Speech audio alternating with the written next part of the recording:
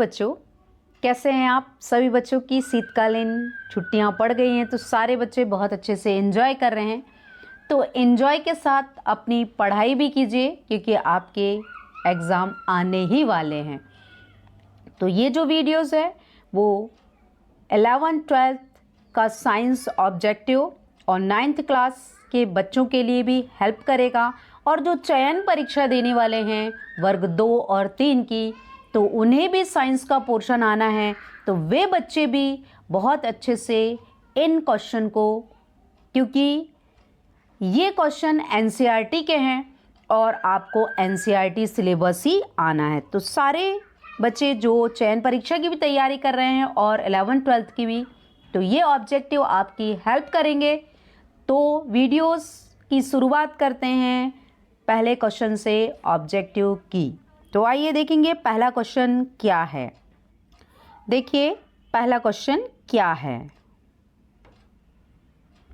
पहला क्वेश्चन कह रहा है मात्रक कितने प्रकार के होते हैं। तो ये फिजिक्स का चैप्टर का है।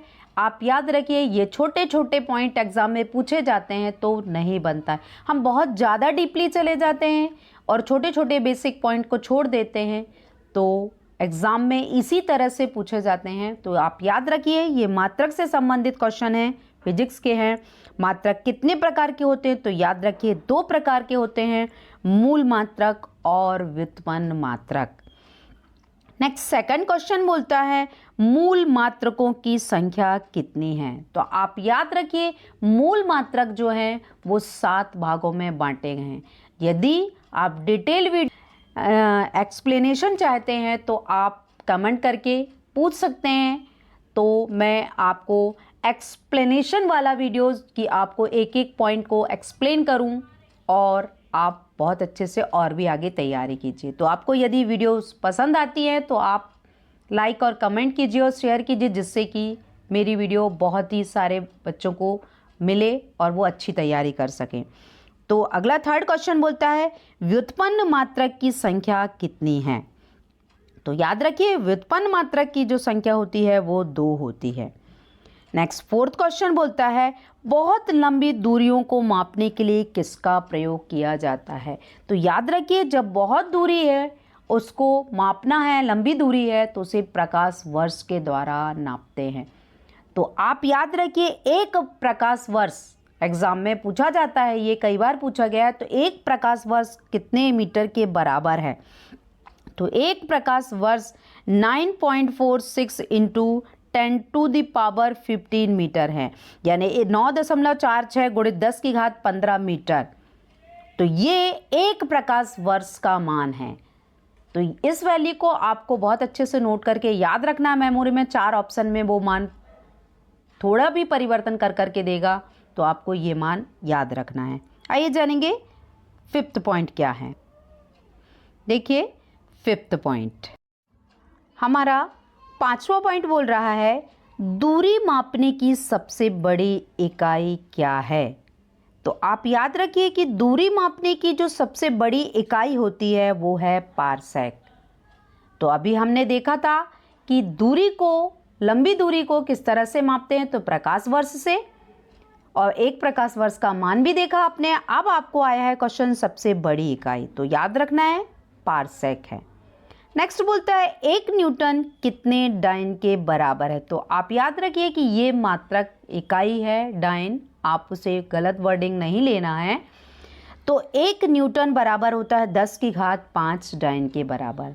या आपसे घुमा के पूछ सकता है कि 10⁵5 डाइन कितने न्यूटन के बराबर है। तो 1 न्यूटन बराबर होता है 10⁵5 डाइन। वैसे ही क्वेश्चन 7 नंबर में बोल रहा है 1 जूल कितने अर्ग के बराबर है। तो आपको याद रखना है कि 1 जूल 10�7 अर्ग के बराबर है, या 10�7 अर्ग 1 जूल के बराबर है। तो पॉइंटेड को वो चेंज कर सकते हैं क्योंकि वो अपने हिसाब से क्वेश्चन को बनाते हैं, बस आपको आंसर आपको पता होना चाहिए। नेक्स्ट 8 नंबर का क्वेश्चन बोलता है कोणीय वेग को व्यक्त किया जाता है। तो कोणीय वेग को ओमेगा से व्यक्त किया जाता है। आप याद रखिए, उसे W नहीं पढ़ेंगे क्योंकि W नहीं है वो। तो ओमेगा को W जैसा बनाया जाता है, उसे घुमाकर, याद रखना है वो ओमेगा है। तो कोणीय वेग को व्यक्त करने के लिए ओमेगा का प्रयोग किया जाता है। तो ये थे हमारे 8 क्वेश्चन। आइए जानेंगे 9वां क्वेश्चन क्या है। देखिए 9वां क्वेश्चन क्या कह रहा है। 9वां क्वेश्चन बोल रहा है रेखीय चाल किसके बराबर होती है। तो याद रखिए रेखीय चाल बराबर है कोणीय चाल गुणित त्रिज्या के। तो ये मान याद रखना है। नेक्स्ट 10 नंबर का क्वेश्चन बोल रहा है गति के नियमों को किसने प्रतिपादित किया और कब। तो गति के नियमों को न्यूटन ने प्रतिपादित किया था सन 1687 में, यानी 1687 में। इसके बाद प्रथम नियम से कौन सी परिभाषा मिलती है। तो याद रखिए प्रथम नियम से बल की परिभाषा मिलती है। इसके बाद 12 नंबर में बोल रहा है न्यूटन के द्वितीय नियम का व्यंजक क्या है। तो न्यूटन के द्वितीय नियम का व्यंजक क्या है, आप ये बहुत अच्छे से याद रखिएगा। F बराबर ma। न्यूटन का द्वितीय नियम क्या कहता है, F बराबर ma। F जो होता है वो फोर्स यानी बल होता है, और a जो है उत्पन्न त्वरण होता है, m जो है वो द्रव्यमान है। तो आपको याद रखना है कि वस्तु का द्रव्यमान स्मॉल m और त्वरण a और F।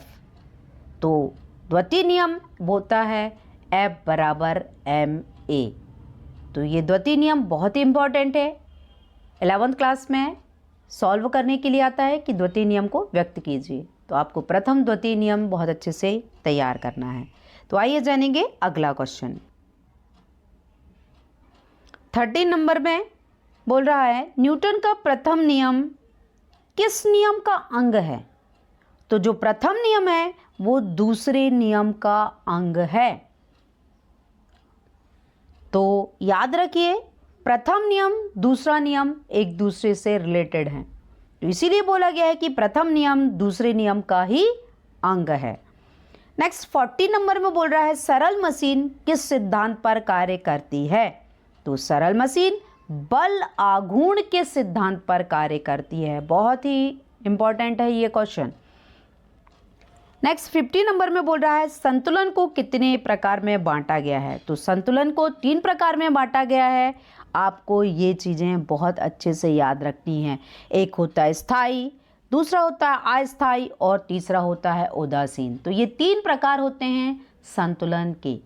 मैंने आपको नाम भी बताए क्योंकि पेपर में यदि नाम पूछा जाए तो भी आपसे बने। नेक्स्ट बोला गया है उत्तोलक में कितने बिंदु होते हैं। तो याद रखिए उत्तोलक में 3 बिंदु होते हैं। वे 3 बिंदु आलक, आयाम और भार होता है। तो ये 3 बिंदु बहुत ही महत्वपूर्ण है, आलंब, भार और आयाम। तो ये बिंदु से ही उत्तोलक की परिभाषा और सारी चीज़ें व्यक्त होती हैं। तो ये थे हमारे 16 क्वेश्चन। आइए जानेंगे 17 क्वेश्चन क्या है। 17 नंबर का क्वेश्चन कह रहा है ऊर्जा किस प्रकार की राशि है। तो ऊर्जा एक अदिश राशि है। तो आप याद रखिए जिस राशि में केवल परिणाम की जरूरत होती है, दिशा की नहीं, तो वो अदिश राशि। जिसमें दोनों चीजें व्यक्त होती हैं तो वो कहलाती है सदिश राशि। नेक्स्ट बोल रहा है कार्य द्वारा प्राप्त ऊर्जा कितने प्रकार की होती है। तो कार्य द्वारा प्राप्त ऊर्जा 2 प्रकार की होती है। ये भी बहुत महत्वपूर्ण है। एक होता है गतिज ऊर्जा और दूसरी होती है स्थितिज ऊर्जा। नेक्स्ट बोल रहा है गतिज ऊर्जा का समीकरण क्या है। तो गतिज ऊर्जा का समीकरण ke बराबर 1/2 mv² है। ke means kinetic energy. जो गतिज ऊर्जा है वो 1/2 mv² के बराबर है। नेक्स्ट बोलता है स्थितिज ऊर्जा का समीकरण क्या है। तो स्थितिज ऊर्जा का समीकरण Pe जो है वो mgh के बराबर है। तो आपको इन पॉइंटों को भी बहुत अच्छे से याद रखना है। तो ये हुए हमारे 20 क्वेश्चन। आइए जानेंगे अगला प्रश्न क्या कह रहा है। देखिए 21 नंबर में बोल रहा है यांत्रिक ऊर्जा को विद्युत ऊर्जा में परिवर्तित करता है उसे या उस युक्ति को क्या कहा जाता है। तो आप याद रखिए जो यांत्रिक ऊर्जा को विद्युत ऊर्जा में बदलता है उसे डायनेमो कहते हैं। तो आप एक ट्रिक बना लीजिए, यंत्र विद्युत यानी डायनेमो। नेक्स्ट बोल रहा है रासायनिक ऊर्जा को प्रकाश और ऊष्मीय ऊर्जा में बदलता है, वह कौन सी युक्ति है या वह क्या है।